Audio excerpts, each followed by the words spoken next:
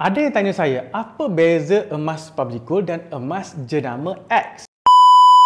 Sebagai seorang dealer public gold, saya tak tahu sangat tentang emas jenama lain. Tapi, saya nak share kepada tuan-puan tips macam mana tuan-puan nak pilih emas jenama yang betul. Langkah yang pertama, andai katalah bajet tuan-puan nak dapatkan item 100 gram. Jadi, tuan-puan bahagikan dua bajet tersebut, 100 gram jadi 50 gram dan 50 gram. 50 gram yang pertama, tuan-puan test untuk beli emas public gold. Tuan-puan alami sendiri proses untuk beli emas public gold. Mudah ke, susah ke macam mana, tuan-puan alami sendiri. Dan kemudian, 50 gram lagi tuan-puan pergi beli dekat kedai emas ataupun apa-apa emas jenama lain. Tuan-puan boleh cuba sendiri ambil pengalaman antara beli emas public gold dan beli emas jenama X.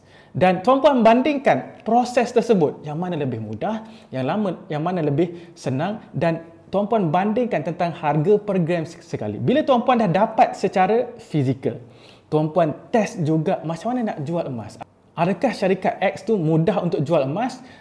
Kemudian tuan-puan dah dapat dua keping emas, tuan-puan cuba calahkan dua-dua emas dan tuan-puan test jual balik. Emas tu yang mana lebih senang untuk jual. Sebab apa? Banyak syarikat emas dekat luar sana ni tuan-puan boleh beli emas dengan mudah. Tetapi bila kita nak cairkan emas, kita alami proses yang sangat rumit. Ada syarikat emas, kalau dah kemik ataupun tercalar, mereka sudah tak terima lagi tuan-puan kalau kita nak jual emas.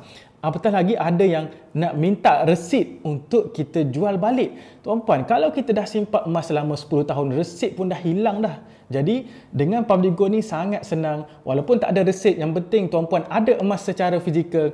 Calar ke, kemik ke, yang penting beratnya sama, tuan-puan boleh jual dengan mudah. Jadi, itulah sebenarnya solusi kalau siapa-siapa yang masih confused nak beli emas public gold ke, beli emas jenama X ke, tuan-puan buat tips yang saya share ni, beli emas, test beli emas dan test jual emas sekali. Bila tuan-puan dah rasa pasti emas public gold terbaik, tuan-puan beli emas public gold, dah tak perlu tengok-tengok lain dah.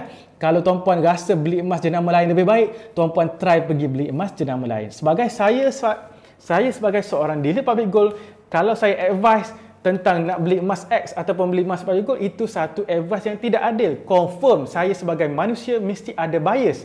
Jadi tuan-puan pergi ambil pengalaman sendiri, beli emas public gold dan beli emas jenama lain, dan tuan-puan decide yang mana lebih baik.